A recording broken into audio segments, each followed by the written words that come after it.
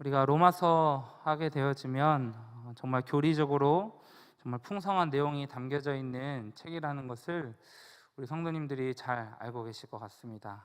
그리고 구원에 대하여서, 또 하나님에 대하여서, 그 믿음에 대하여서 정말 너무나도 그 복음의 정수를 잘 기록해 놓은 책임을 우리는 너무나도 잘 알고 있습니다. 그리고 특별히 오늘 읽으신 이 본문의 이 8장은 로마서에서 성령에 대하여 자세하게 기술하고 있는 성령장임을 우리가 알 수가 있는데요. 근데 오늘 우리가 읽으신 31절부터 39절의 이 말씀, 이 단락의 소제목을 보시면 그리스도의 사랑, 하나님의 사랑이라고 나와 있음을 우리가 보게 됩니다. 이상하죠? 성령에 대하여서 이야기하고 있는 장에서 그 마지막 단락에 그리스도의 사랑과 하나님의 사랑에 대하여서 이야기하고 있습니다.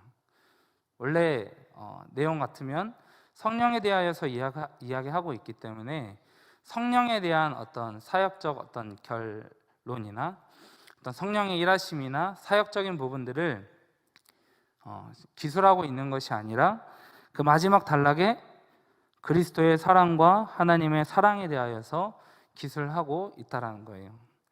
그래서 오늘 저희가 이 8장에 대한 이 말씀을 보게 될 때 왜 마지막에 그리스도의 사랑과 하나님의 사랑에 대하여서 기술하고 있는지, 왜 이것이 성령장 그 뒷부분에 함께 붙여져서 이 8장을 전체로 성령장으로 설명하고 있는지를 우리가 이 말씀 한 절 한 절 함께 살펴보면서 하나님께서 우리에게 주시는 메시지를 함께 나눴으면 좋겠습니다. 오늘 읽진 않았지만 28절의 말씀을 우리 함께 읽도록 하겠습니다. 28절의 말씀입니다. 시작. 우리가 알거니와 하나님을 사랑하는 자 곧 그의 뜻대로 부르심을 입은 자들에게는 모든 것이 합력하여 선을 이루느니라. 아멘. 우리 성도님들이 참 좋아하시는 말씀 구절이시죠. 모든 것이 합력하여 선을 이룬다라는 이 말씀을 우리 어느 때 많이 사용하시나요? 우리 어려움 가운데 있는, 정말 힘든 상황 가운데 있는 우리 성도님들을 위로할 때, 그렇죠? 그래서 그 상황들을 통하여서 하나님께서 분명히 좋은 것을 주실 거야, 하나님께서 분명히 좋은 길로, 선한 길로 우리의 삶을 인도해 가실 거야 라고 우리가 말을 할 때 대부분 이 말씀 구절을 많이 인용한다는 것을 알 수가 있는데요. 우리 28절의 말씀 초반부에 보시면 이런 말씀이 나오죠. 우리가 알거니와 라는 말씀이 등장합니다. 갑자기 이 알거니와, 뭘 안다는 건지는 잘 모르겠는데요, 갑자기 우리가 알거니와 라는 말이 등장하는데, 그 26절에 있는 말씀, 여기에는 PPT에는 없는데요, 제가 읽어드리도록 하겠습니다. 이와 같이 성령도 우리의 연약함을 도우시나니 우리는 마땅히 기도할 바를 알지 못하나. 이 앞에서는요, 바로 이 두 절 바로 앞에서는 마땅히 우리가 기도할 바를 알지 못한다, 이런 표현을 사용하고 있는데요, 갑자기 28절에는 우리가 알거니와 라는 단어를 사용하고 있다는 거예요. 무엇을 알고 있기에 이렇게 설명을 하고 있는 것인지를 우리가 자세히 알 필요가 있는데요, 우리가 여기서 알거니아라고 쓰여진 이 헬라어 단어를 살펴보게 되면 에이도라는 단어가 쓰여졌다는 것을 우리가 알 수가 있습니다.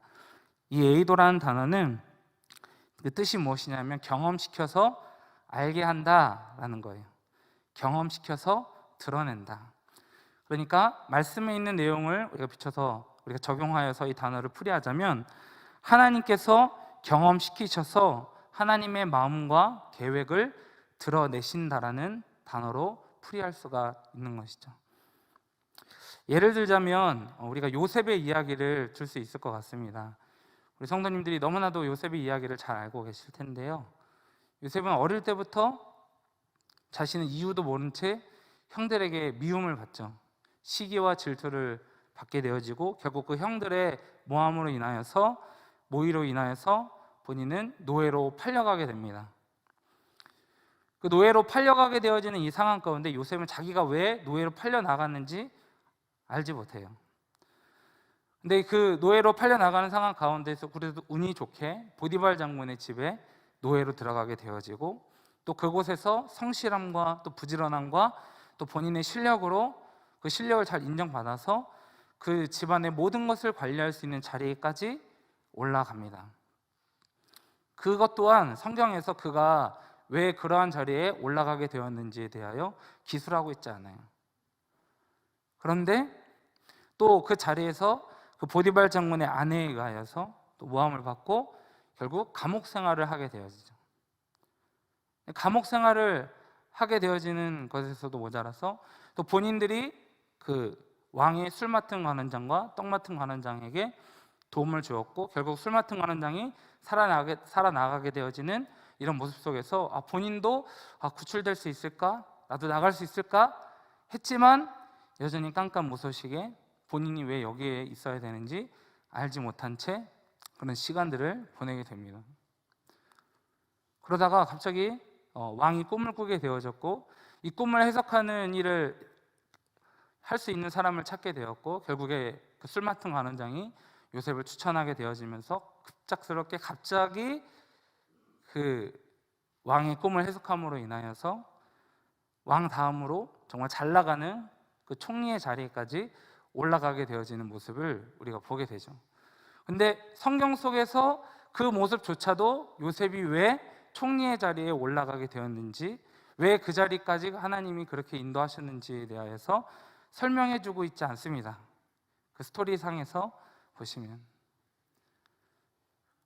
그런데 결국 그 왕의 그 꿈을 해석한 대로 기근이 찾아오게 되어지고, 기근이 찾아오게 되어지니까 그 주변에 있던 수많은 민족이 또 나라들이 애굽으로 몰려오게 되어지고, 당연히 그 주변에 있었던 자기네들 형제들 또 그 부모님이 식량에 대한 문제로 애굽으로 찾아오게 되어짐을 보게 되죠. 결국 형제들과 만나게 되어지면서 요셉이 그제서야 비로소 하나님께서 나에게 왜 이러한 삶을 허락하셨는지, 왜 이렇게 인도하셨는지 알게 되는 장면이 있습니다. 우리 창세기 45장 4절과 5절의 말씀인데요, 같이 한번 읽어보도록 하겠습니다.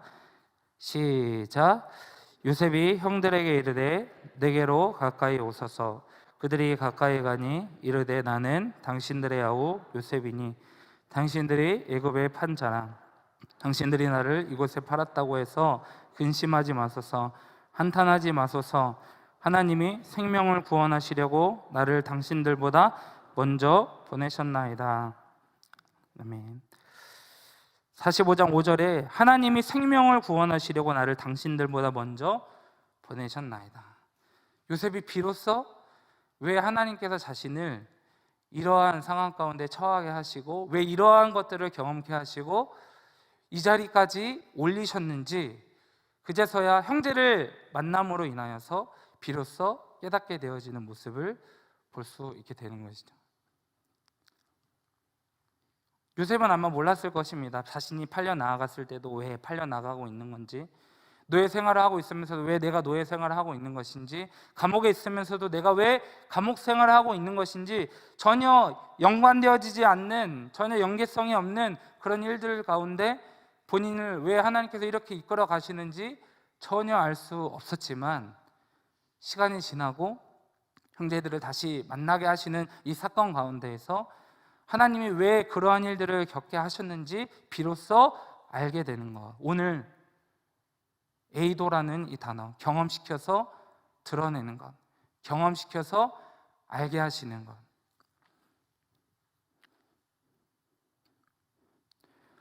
이것을 경험시키게 하신다라는 것이죠. 우리의 삶을 돌아보게 될 때에도, 우리의 삶 속에 일어나는 일들을 우리 성도님들이 잘 돌아보시게 될 때에 왜 그 삶 속에서, 그 시간 속에서, 그 상황 속에서 그것들을 경험시키셨는지 여전히 모를 수도 있으시고요, 아니면 아실 수도 있으십니다. 왜 하나님께서 그런 삶을 경험케 하셨고 왜 이끌으셨는지 분명한 것은 하나님께서는 그 일을 경험시키시는 이유가 분명히 있으시다는 것이죠. 그리고 그 일을 통하여서 하나님께서 분명히 우리의 삶 가운데 드러내시고자 하시는 일들이 있음을 믿을 수 있기를 간절히 소망합니다. 그것이 바로 안다라는 이 에이도라는 단어 안에 포함되어져 있는 의미인 것이죠. 그러면서 28절을 다시 보시면 우리가 알거니와 그 수많은 경험들을 통하여서 하나님을 드러내시고 하나님의 뜻과 하나님의 계획을 드러내시는 그 하나님을 우리가 알거니와 하면서 하나님을 사랑하는 자 곧 그의 뜻대로 부르심을 입은 자들에게는 모든 것이 협력하여 선을 이룬다.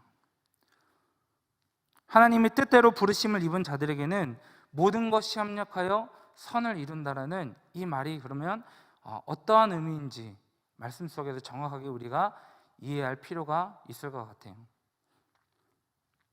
우리가 생각했을 때는 하나님께서 그 어떠한 수많은 상황과 환경과 일들을 통하여서 하나님께서 분명히 나의 삶 가운데 형통하게 하시고 나에게 좋은 일이 일어나게 하시고 이 땅 가운데에서도 부끄러움 없이 정말 당당하게 살아갈 수 있도록 나의 삶을 형통케 하시는 것으로 우리가 이해하고 있다면 그런 삶을 하나님께서 분명히 허락하고 계시지만 그런 삶을 허락하시는 분들이 분명히 존재하고 있지만 그것을 이야기하고 있는 본문은 아니라는 거예요.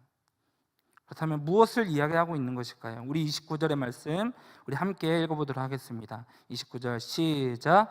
하나님이 미리 하신 자들을 또한 그 아들의 형상을 본받게 하기 위하여 미리 정하셨으니 이는 그로 많은 형제 중에서 맏아들이 되게 하려 하심이니라. 모든 것이 합력하여 선을 이룬다라고 하신 그 말씀 그 다음에 나오는 구절이 바로 하나님이 미리 하신 자들을 또한 그 아들의 형상을 본받게 하기 위하여. 하나님께서 우리의 삶 가운데 그 수많은 경험들을 시켜주시고 다양한 경험들을 시켜주시고 세상의 기준으로 봤을 때는 실패한 것과 같은 그런 상황들을 우리 가운데 허락하여 주심으로 인하여서 진짜 원하시는 삶의 모습은 무엇입니까? 우리가 잃어버린 하나님의 형상을 다시 한번 회복하는 일인 줄로 믿습니다. 하나님의 그 형상을 다시 한번 본받아 나아가게 되어지는 그 일을 우리 하나님께서는 원하신다라는 것이죠. 두 번째는 무엇일까요? 우리 30절의 말씀입니다. 30절의 말씀 같이 읽겠습니다. 시작. 또 미리 정하신 그들을 또한 부르시고 부르신 그들을 또한 의롭다 하시고 의롭다 하신 그들을 또한 영화롭게 하셨느니라. 아멘. 그 아들의 형상을 본받게 하기 위함과 30절에 보시니까 또 미리 정하신 그들을 또한 부르시고 부르신 그들을 또한 의롭다 하시고 의롭다 하신 그들을 또한 영화롭게 하셨다. 우리 하나님께서는 우리의 그 다양한 그 삶을 경험케 하여 주심으로 말미암아서 우리를 구원해 주신 것에서 끝나는 것이 아니라 우리를 다시 한번 그 영원한 생명을 얻게 하시고 그 다음 스텝이 없이 그냥 끝나는 것이 아니라 영화로운 단계에 이르기까지 우리의 삶을 이끌어 가신다라는 말씀입니다. 그냥 우리를 내버려 두는 것이 아니라 그 다양한 삶의 경험들을 통하여서 그 모든 것이 협력하여서 선을 이루는데 그 선이 무엇이냐? 바로 우리를 영화로운 단계까지 이끌어 가신다라는 것이죠.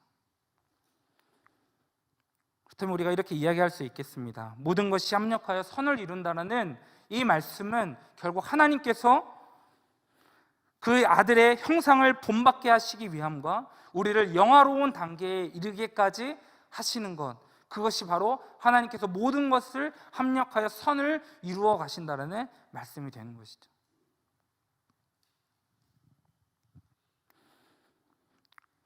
근데 우리가 기억할 필요가 있는 것이 이 모든 것을 합력하여 선을 이루어 가시는 일을 하시는 분이 누구십니까? 바로 우리 성령 하나님이시라는 거예요. 성령장에 소개되어져 있잖아요. 이 일은 그냥 우리 힘으로 할 수 있는 부분들이 아니고 우리가 어떻게 노력한다고 될 수 있는 부분들이 아니라 바로 우리 성령 하나님께서 우리의 삶 가운데 역사하셔야지만 우리가 나아갈 바를 잘 알지 못하고 우리가 무엇을 구해야 될지 알지 못하고 지금 상황 가운데 우리가 어떻게 하나님 앞에 나아가는 것이 맞는 모습인지 우리가 알지 못하나 그 수많은 경험들을 통하여서 하나님은 결국 하나님의 계획을 하나님의 뜻을 드러내시는데 그것이 무엇입니까? 우리를 그의 아들의 형상을 본받게 하는 것과 우리를 영화로운 단계까지 이르게 하시는 그 선을 이루신다는 것이죠. 그것이 우리 성도들이 최종 목적을 가지고 살아야 되는 것입니다. 그 일을 누가 하신다고요? 우리 성령 하나님께서 하신다는 것이.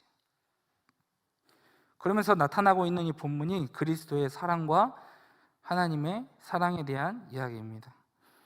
31절의 말씀을 한번 볼까요? 우리 31절 같이 한번 읽겠습니다. 시작. 그런즉 이 일에 대하여 우리가 무슨 말 하리요?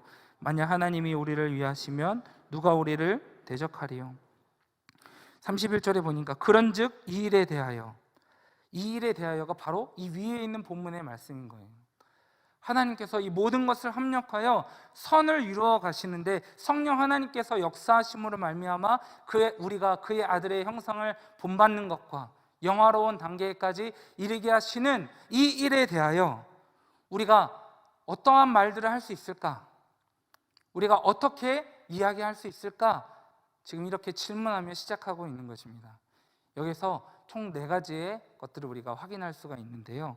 우리 31절 아까 읽었던 말씀인데 제가 읽겠습니다. 만약 하나님이 우리를 위하시면 누가 우리를 대적하리요? 하나님께서 우리의 편이 되어주신다는 것이죠. 위에 있는 이 하나님께서 모든 것을 합력하여 선을 이루어 가시는 이 모든 사건 가운데에서 지금 사도 바울이 우리에게 첫 번째로 이야기해 주는 것이 무엇이냐면 바로 하나님은 늘 우리를 위하시는 분이시라는 거예요. 우리 성도님들 믿으십니까? 이 32절의 말씀입니다. 32절의 말씀 같이 읽겠습니다. 시작. 자기 아들을 아끼지 아니하시고 우리 모든 사람을 위하여 내주시니가 어찌 그 아들과 함께 모든 것을 우리에게 주시지 아니하겠느냐. 두 번째로는 자신의 아들을 아끼지 아니하고 내어주신다는 거예요. 자신의 아들을 내어주심으로 인하여서 우리의 죄에 대한 문제가 해결되어지고 우리가 하나님 앞에 나아갈 수 있는 그런 존재가, 그런 신분을 얻게 되었잖아요. 자신의 아들을 내어주신다. 근데 저는 이 본문을 대할 때마다 이해는 되지만 마음이 어려울 때가 있더라고요. 제가 아들을 낳고 다시 생각해 보니까 저는 아무리 사랑하는 사람이 있어도 제 아들을 그 사람을 위하여 내어줄 수 있는가라고 생각해 봤을 때 쉬운 문제가 아닐 것 같더라고요. 저는 물론 저희 옆집에 살고 계시는 우리 이재공 목사님 가정과 또 우리 이원성 목사님 가정, 너무나도 사랑하는 가정이지만 그 가정을 위하여서 제 로이를 바쳐야 된다라고 한다면 쉽지 않을 것 같습니다. 물론 사랑합니다. 그런데 그 가정을 위하여 제가 제 아들을 내놓아야 된다고 한다면 쉬운 문제가 아닐 것 같다라는 거죠. 우리가 이 아들을 내어주심에 대하여 묵상하고 생각해 보게 될 때에 하나님께서 아들을 주셨기 때문에 우리가 구원을 받았지, 우리가 그분의 은혜를 입었지, 사랑을 입었지 라고 이렇게 그냥 간단하게 생각하기에는 이것을 현실적으로 대입해 보게 되었을 때 정말 쉽지 않은 문제다. 우리가 이것을 깊이 자신의 아들을 내어주신 그 하나님의 그 마음과 그 사랑을 우리 성도님들이 더 깊이 묵상하심으로 말미암아서 하나님의 사랑을 더 깊이 체험하며 나아갈 수 있는 우리 성도님들 되기를 바랍니다. 우리 33절의 말씀인데요, 같이 한번 읽겠습니다. 시작. 누가 능히 하나님께서 택하신 자들을 고발하리요? 의롭다 하신 이는 하나님이시니. 누가 능히 하나님께서 택하신 자들을 고발하리요? 의롭다 하신 이는 하나님이시다. 세 번째로는 의롭다 하여 주신다라는 거죠. 자신의 아들을 내어주신 그 사랑에서 그치는 것이 아니라 우리를 의롭다 여겨주신다라는 거예요. 너는 죄 없다, 너는 내 자녀가 되었다라고 선포해 주신다라는 거예요. 제가 청년 사역을 하면서 참 힘든 부분이 무엇이냐면 우리 청년들에게 사역적인 부분들을 많이 권유하거든요. 만났을 때 사역을 이렇게 봉사를, 교회 헌신을 이렇게 했으면 또 좋겠다, 같이 하면 좋겠다 라고 말을 할 때 우리 청년들에게 돌아오는 답이 있어요. 목사님, 저는 자격이 안 돼요. 목사님, 저는 이거 할 수가 없어요. 이 이유를 들어보면 너무나도 이해가 되는 부분이에요. 왜냐하면 교회에서는 뭔가 하나님 앞에 거룩한 척, 하나님 앞에 감사하는 척, 나와서 하나님 앞에 이것도 해주세요, 저것도 해주세요 라고 하고 있지만 밖에서의 삶은 어떻죠? 하나님은 온데간데 없고 세상적인 모습으로 살아가고 있는 그 자신의 모습을 보게 될 때에 너무나도 역겨운 거예요.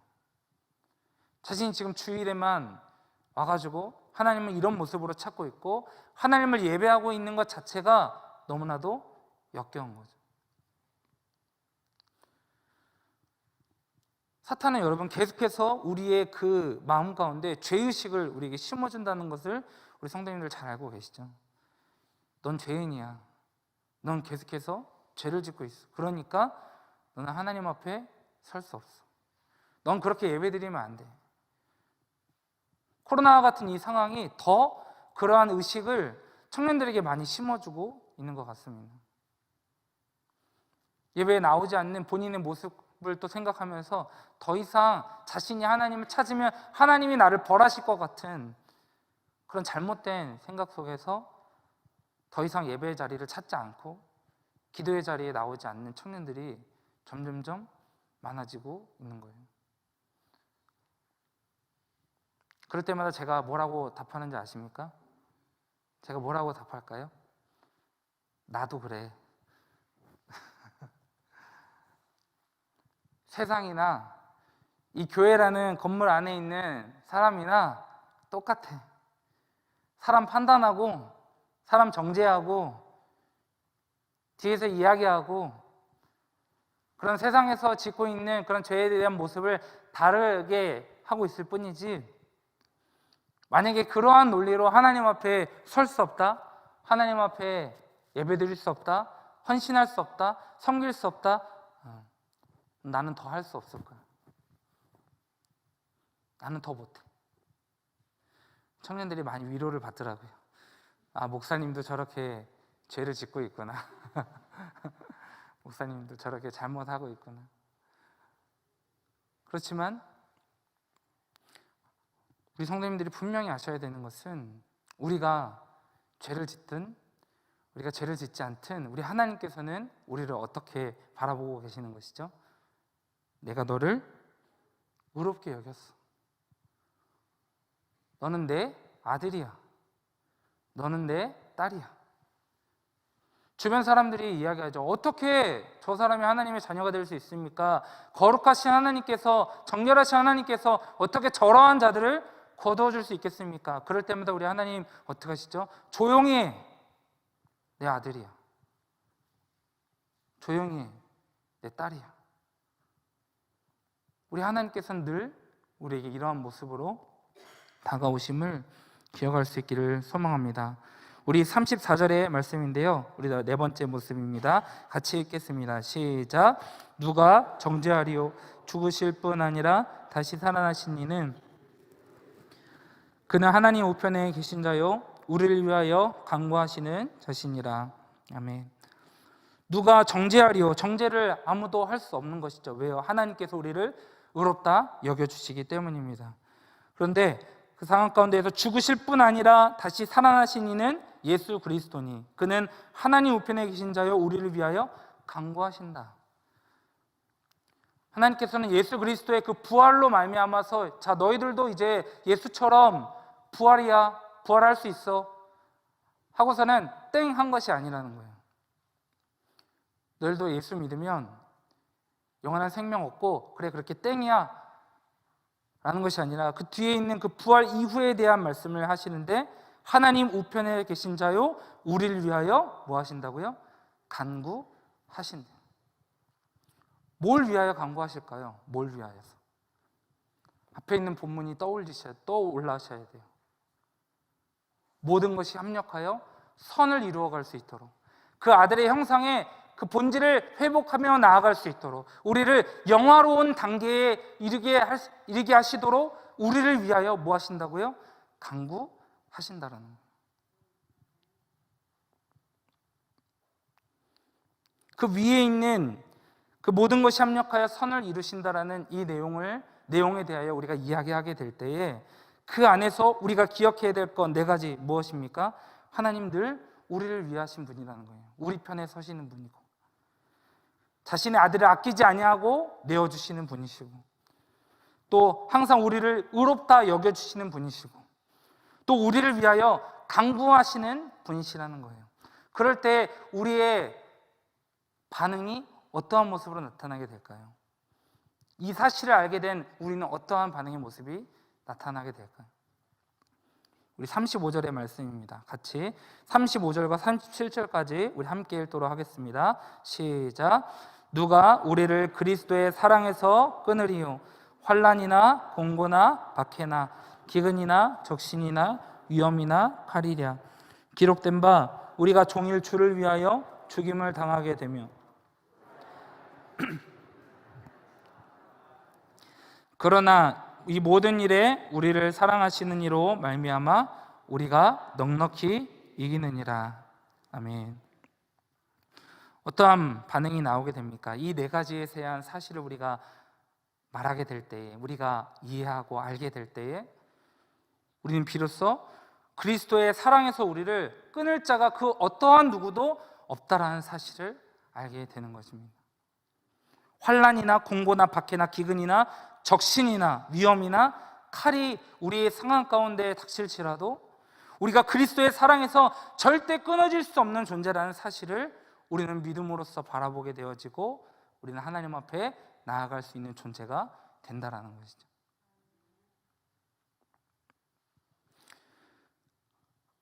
그러나 오늘 그 37절의 말씀을 보시면 그러나 이 모든 일에 우리를 사랑하시는 이로 말미암아 우리가 넉넉히 이긴다. 나는 이 본문을 보게 될 때에 그 전까지는 이 본문이 너무나도 제 마음에 큰 울림이 있었고 마음에 크게 와닿았지만 어떤 한 사건으로 인하여서 이 말씀 구절이 상당히 어렵게 받아들여진 적이 있습니다. 제 친구에 대한 이야기인데요. 제 친구는 같이 저와 신학을 공부했었고요.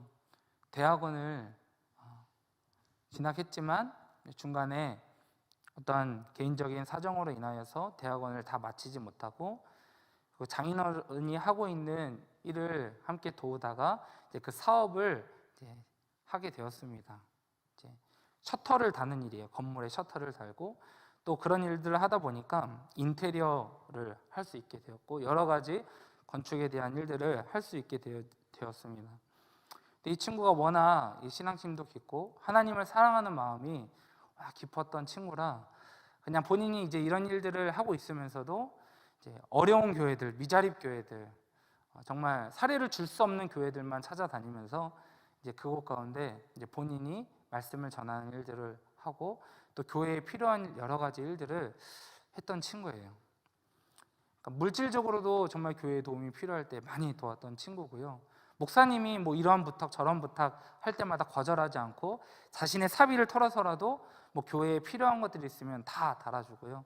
다 여러 가지 일들을 했던 친구입니다. 주변에서 참 많이 말렸어요. 이 친구를. 너 그렇게 계속하면 담임 목사님이 너 진짜 너 교회 건물도 다 지으라 그런다 하면서 막 저희가 그렇게까지 하지 말라고 막 그랬었어요. 근데 이 친구는 그 일이 너무 즐겁다는 거예요. 너무 기쁘고 너무 감사하고 그 모습을 볼 때 하지 말라고 할 수가 없었어요. 그리고 실제로 정말 우리 주변에 많이 어려워하고 있는 친구들에게도 물질적으로 참 도움을 주면서 정말 사랑이 많은 친구이고 하나님께서 정말 함께 하신다라는 이런 느낌을 받을 정도의 그런 친구였습니다.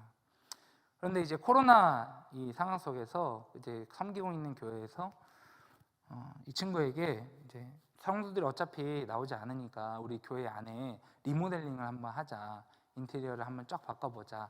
그런데 나는 우리 친구가 했으면 좋겠다. 이제 담임 목사님이 그렇게 또 얘기하신 거예요. 그래서 저 주변 친구들이 거봐, 너 당했다고, 너 이게 하니까 그렇게 된 거라고 하면서 막 그렇게 핀잔을 주고 이랬었는데 이 친구는 너무 기쁨으로 나 너무 좋다고 주의를 위하여서 이렇게 헌신하고 기쁨으로 할 수 있어서 너무 좋다고 열심히 일을 했어요. 인테리어 일을 하는데 어느 날 주일날 전화가 오는 거예요. 청년부 예배를 드려야 되는데 5분 전에 그 부부가 다 제 친구거든요. 내가 아내 되는 자매에게 전화가 왔는데 성광아 지금 큰일 났어 그러는 거예요. 왜? 그랬더니 강한이 일하다가 손가락이 잘렸어 이러는 거죠.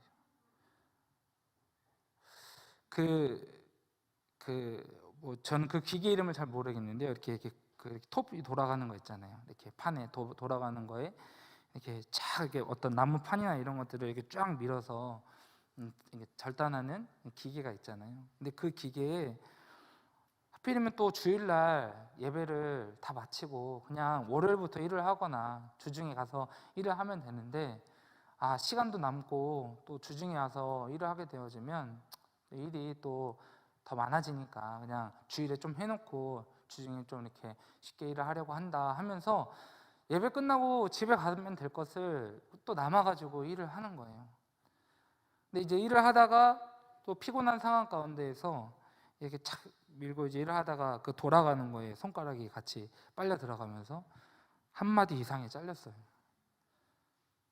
근데 이제 그래도 다행히 뭐 응급처치를 잘해서 손가락도 잘 챙겨서 가지고 가고 해가지고 이제 병원에 가게 되어졌는데 이게 깔끔하게 절단이 된 게 아니라 이게 파여져가지고 완전 여기 다 파여져서 이게 정확하게 손가락을 붙일 수 없는 거예요.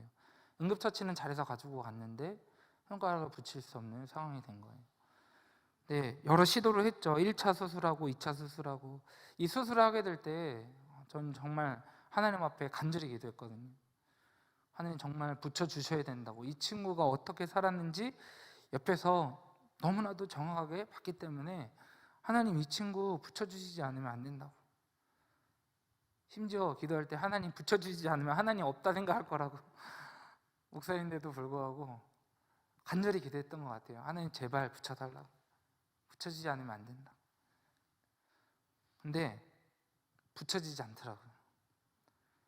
1차, 2차, 3차 수술 기간이 끝났는데도 계속해서 혈색이 돌아오지 않고 혈관이 연결이 되어지지 않으면서 결국 붙지 않아서 결국 잘라낼 수밖에 없는 상황이 됐어요.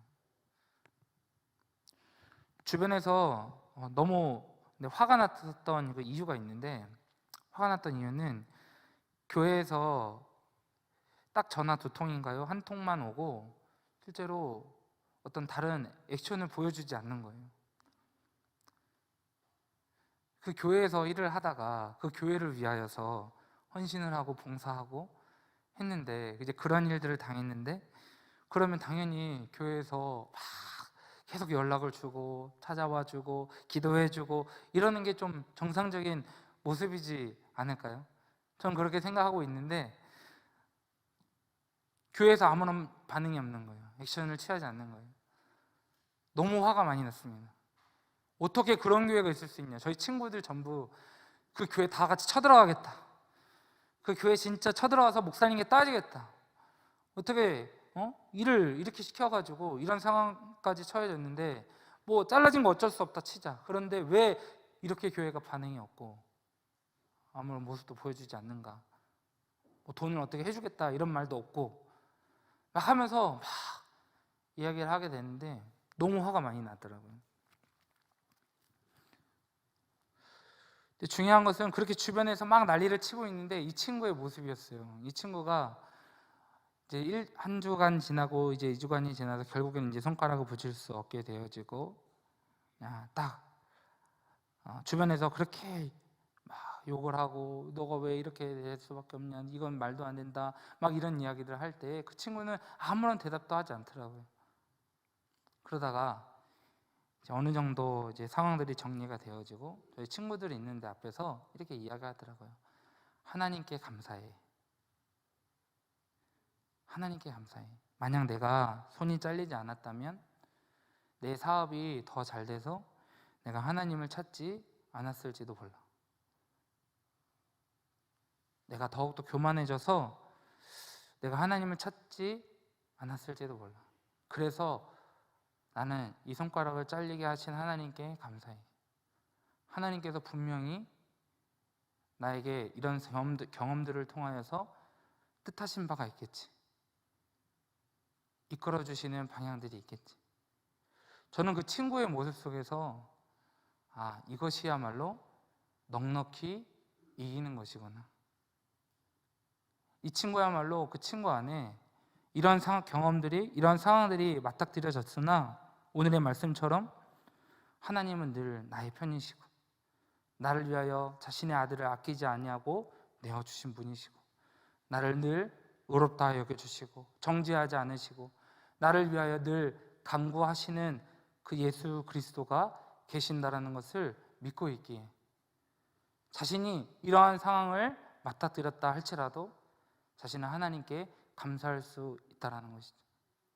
이 모습이야말로 바로 넉넉히 이기는 모습인 것입니다. 이 모습으로 인하여서 주변에 있던 많은 사람들이 참 감동을 받았어요. 선한 영향력들을 받았어요. 저는 그 친구와 같은 어려움을 겪어본 것은 아닙니다. 그 친구와 같은 상황 속에 있어 본 것은 아니지만 하나님께서 그 친구의 모습을 통하여서 그리스도인들이 환난이나 공고나 박해나 기근이나 적신이나 위험이나 칼과 같은 상황 속에서도 내가 예수 그리스도 안에서 그 사랑 안에서 끊어질 수 없는 존재임을 확신하며 확인하며 경험함으로 말미암아 매 순간순간마다 나아가는 삶, 그것이야말로 우리 하나님께서 원하시는 삶이구나. 그렇게 하나님은 우리가 넉넉히 이겨 나아갈 수 있는 믿음을 우리의 삶 가운데 허락해 주시는구나.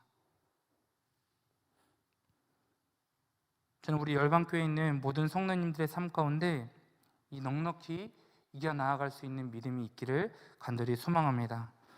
우리에게 주어지는 상황이 왜 주어지는지, 왜 이러한 경험들을 하게 하시는지 우리는 당장에 알 수가 없습니다. 하나님의 뜻이 무엇인지, 그 계획이 무엇인지는 알 수 없으나 분명한 것은 하나님은 그 모든 상황들을 통하여서 선을 이루어 가시는데 그 아들의 형상의 모습을 본받게 하려는 것과 우리를 영화로운 단계에 이르게 하시는 그 목적을 가지고 우리에게 이 모든 상황들을 허락하여 주신다는 사실을 우리가 기억할 수 있길 소망합니다. 그 상황 가운데 성령 하나님을 통하여 우리에게 늘 말씀하실 거예요. 이 모든 것들을 넉넉히 이겨나갈 수 있는 힘을 말씀해 주실 줄로 믿습니다. 그 하나님을 의지함으로, 그 하나님을 붙드심으로 나아갈 수 있는 우리 귀한 성도님들의 삶이 되기를 주님의 이름으로 축복합니다.